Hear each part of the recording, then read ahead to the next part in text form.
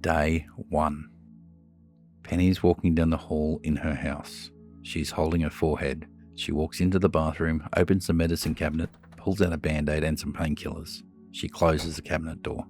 She looks in the mirror, removes her hand and sees some blood. Penny then bends down and starts to wash the blood off her forehead. She then puts a Band-Aid on. Penny looks back in the mirror, whimpers in pain and holds her head. She then walks out to the kitchen, pours herself a glass of water and takes the painkillers. Then she walks into the lounge room, lays down on the lounge and falls asleep. Penny wakes up Joe walking through the back door. He calls out to her. She cringes in pain from the noise. She holds her hand up. He sees her and walks towards her. When he sees she's in a lot of pain, "Babe, are you okay?" "No, I've got this killer headache." "The Band-Aid, was that from the accident?" "Yeah, I think so. That's the only thing I can think of why I have this headache." "Do you need anything?" "Could you just please close all the curtains? The sunlight's absolutely killing me." "Of course." Joe then gets up and closes all the curtains. "Anything else?" "No, thanks. I just need to sleep off this headache." Penny then goes back to sleep. Day 12. The curtains are still closed. Penny's still on the lounge asleep. Joe walks through the back door with 2 bags in his hands. He walks to the kitchen and puts the bags on the bench. He then walks to the lounge room and sees Penny still asleep on the lounge. Joe then walks back to the kitchen and starts to empty the contents of the bag into the kitchen cupboards and fridge. He then walks back into the lounge room, sits beside Penny, who is still asleep, then begins to rub his thumb against Penny's cheek and lovingly wakes her up. Penny begins to wake up slowly. She opens her eyes and immediately moans in pain and closes them again. "Hey, how are you feeling?" "Like shit. The pain is a lot worse. I can't even open my eyes." "I got you some more painkillers and some other stuff." "Thank you. You're so caring." "It's the least I can do. Do you want me to stay?" "No, babe. I just want some sleep." "Okay, I'll go. Love you." "Love you too." Joe gets up and walks out the back door as Penny falls asleep again. Day 20. Penny is woken by her phone ringing. She looks at it. It is Sally. Penny rolls her eyes. "Not now." Penny puts the call on silent. It stops ringing. She sees it light up again. She checks the screen. There are 34 missed calls from Sally. Still looking at her phone. "I love you, Penny, but you're just too upbeat for me to deal with at the moment." She puts the phone back down and goes back to sleep. Day 31. Penny slowly wakes up. She sees Joe sitting on the lounge reading a book. He looks at Penny. "How are you feeling?" "Not any better." "I got some more stuff for you." "Thank you." Just then, a knock is heard on the front door. Joe gets up and looks through the blinds to see who it is. He looks back at Penny. It's Sally. "Oh no, not now. You and her don't see eye to eye. Just pretend we're not here. I'm going to bed." "Okay, babe." Penny gets up and walks to her bed. She looks a fright. Hair not brushed, clothes not washed.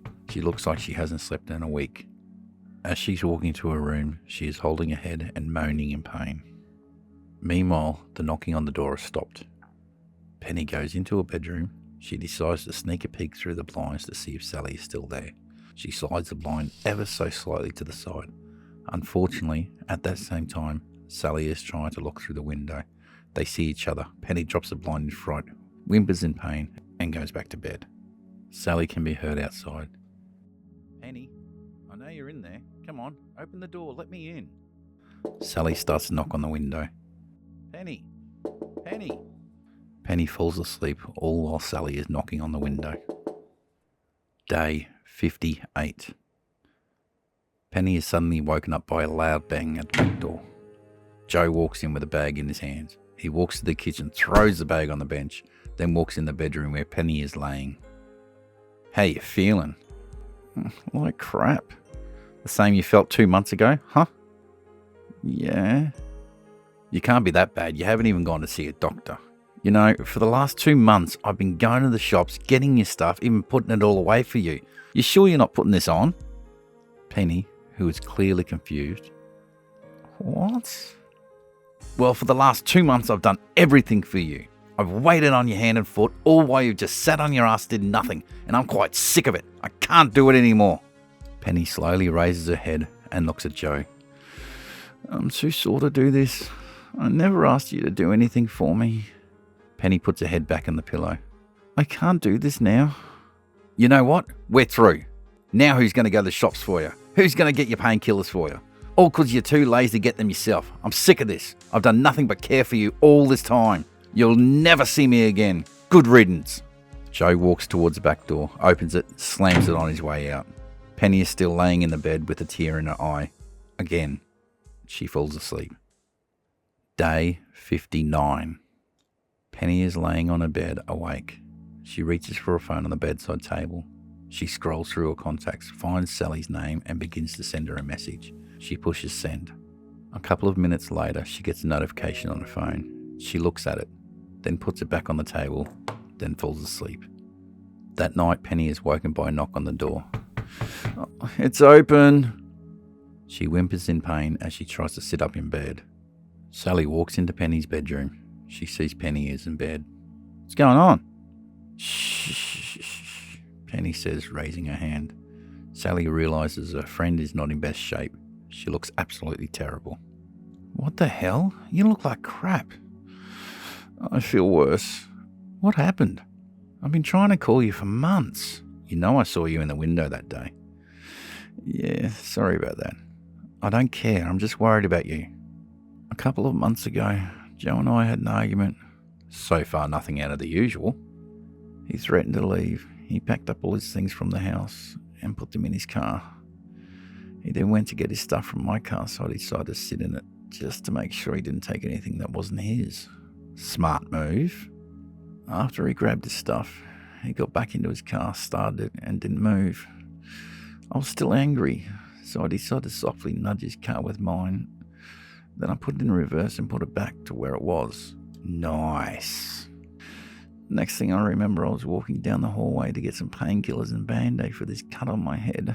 Hang on. Any idea how you got the cut? Unfortunately, no. Joe told me I was in the car accident and there was a small piece of glass at the side of my head. Hence the bleeding. And of course, you didn't go to the hospital because of your stubbornness. Let me guess, you thought you could sleep it off.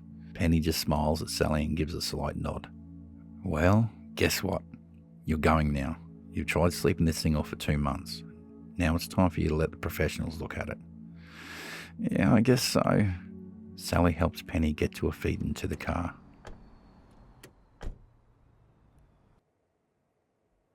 Penny and Sally walk through the doors of the emergency ward at the hospital.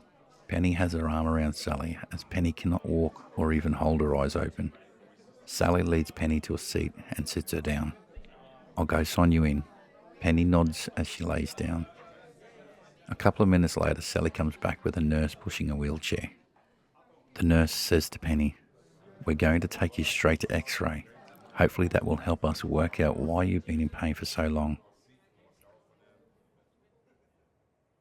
Penny is asleep on the hospital bed with Sally sitting on the chair beside her.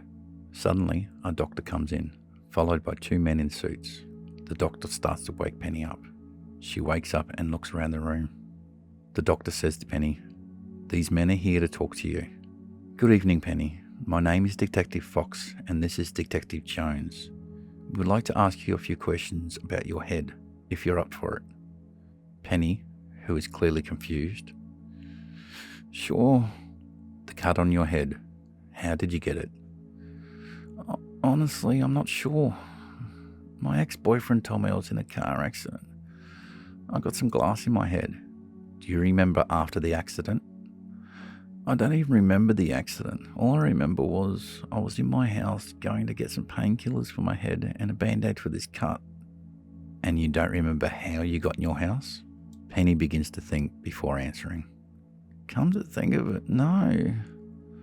I can't even remember walking in the house." "What is your ex-boyfriend's name?" "It's Joe Smith." Fox taps the other detective on the arm and he walks out of the room in a hurry. What's this about? Fox looks at the doctor. Can she handle the news in her condition? I hope so. Penny is looking very concerned and absolutely worried. Fox looks at Sally. Are you a close friend? Her best friend? Please, hold her hand. Sally does so. Fox looks back at Penny. What I have in my hand are your x-rays. Please, brace yourself, ma'am. The cause of the blood from your head and the headaches you've been feeling were not from a piece of glass from an accident. Fox starts to slide the x-ray out of the sleeve and shows Penny. He points to a part of the x-ray. It's from a bullet. Penny looks at the detective in complete shock. She doesn't move or say anything. She just begins to cry. The doctor says to Penny, "That's right. The bullet actually hit your brain.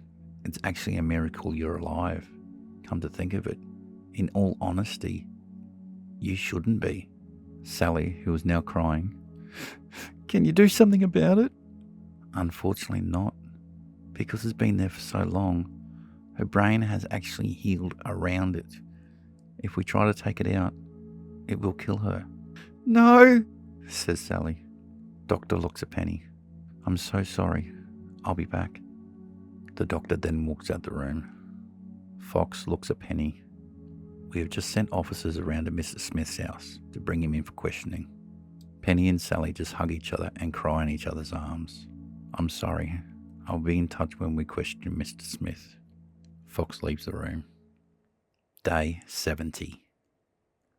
Penny and Sally are sitting on Penny's lounge watching TV. Sally looks at Penny. "How are you feeling? Those tablets the doctor gave you still working?" "Yeah, obviously I've still got a killer headache, and as the doctor said, I'll have it for the rest of my life. I just need to deal with it.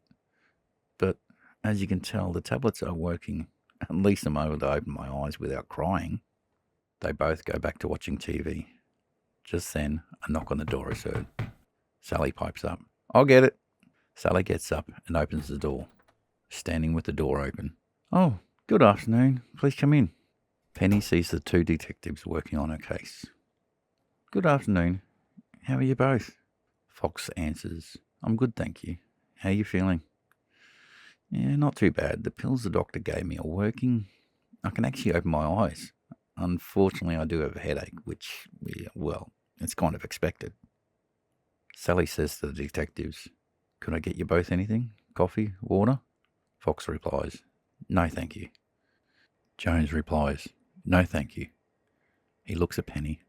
"We're actually here to tell you about your case. We've found out why you have a bullet in your head." Sally and Penny both sit up in their chairs.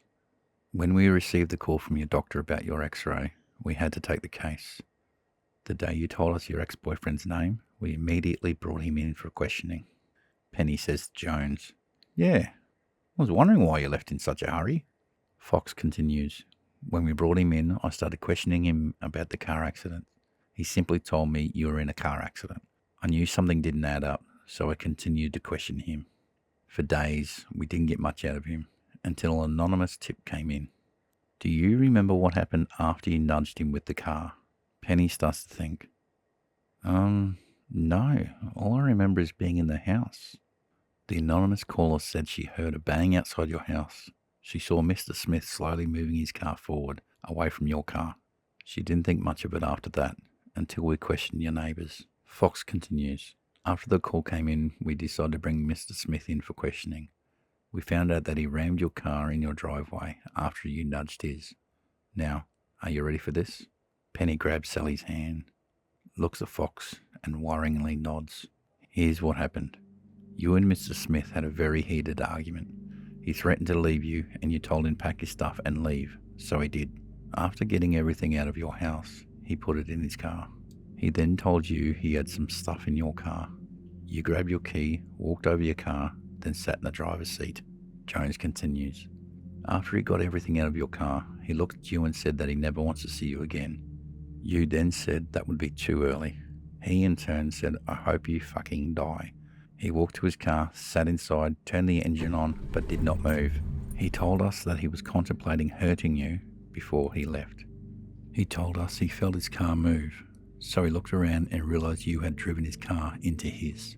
It was just a nudge, Fox continues. Either way, he said that enraged him and he felt pure anger towards you. So he put his car in reverse and put his foot flat to the floor and rammed you. No, Penny says in shock. He then put his car back to where it was and sat there for a bit. He then walked to your car and saw that you're unconscious. So he took the gun from his car and shot you in the head through the window. No. It can't be true. Sally grabs Penny in her arms and Penny starts to cry on her shoulder. Jones continues. There's more. Do you want us to continue? Penny nods while getting comforted by Sally. He thought you were dead, so he got back in the car and drove off. He somehow found out that you were still alive. That's when he went back to your house to pretend to care for you. He was actually waiting for you to die. No friggin' way, Sally replies. After a while, when he realised you weren't going to die, he was mad. So mad that he had that final argument with you. We originally found him trying to leave the country. He is now in jail. We are charging him with attempted murder, dangerous operation of vehicle, amongst other charges. Sally asks, how long did he get? You won't ever see him again. How long? Life sentence plus 30 years without the chance of parole. He will die in prison. Good.